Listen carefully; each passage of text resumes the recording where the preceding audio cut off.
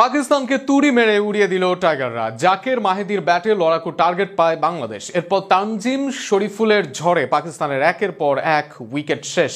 এক ম্যাচ হাতে রেখে ইতিহাস গড়ায় সিরিজ জিতল সিমন্সের শিষ্যরা।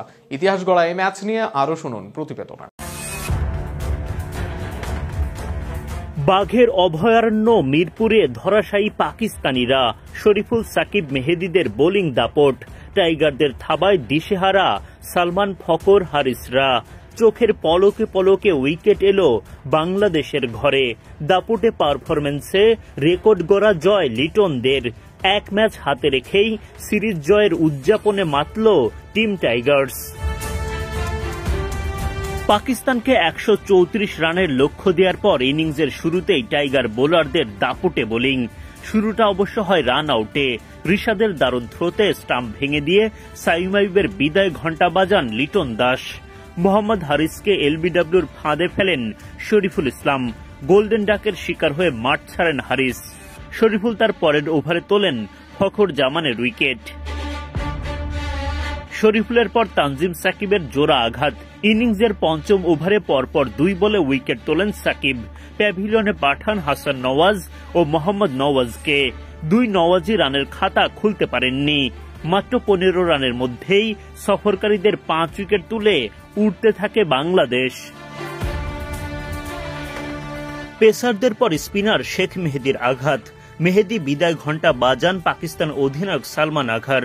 তাওহিদ হৃদয়ের ক্যাচে মাঠ ছাড়া সালমান করেন 29 বলে 9 রান। মাত্র 30 রানে 6 উইকেট হারায় পাকিস্তান। বাংলাদেশ স্বপ্ন দেখতে থাকে জয়ের। এরপর খুশদিল শাউফ উইকেট হারান মেহেদির বলে।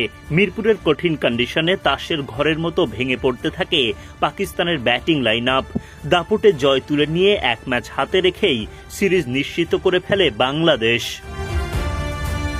সিরিজ জয়ের লক্ষ্য নিয়ে মঙ্গলবার পাকিস্তানের বিপক্ষে মাঠে নামে বাংলাদেশ। টস হেরে আগে ব্যাটিংয়ে লিটন বাহিনী। মাইলস্টোন ট্র্যাজেডি স্মরণে 2 দলের খেলোয়াড়রা কালো ব্যাজ ধারণ করেন এই ম্যাচে।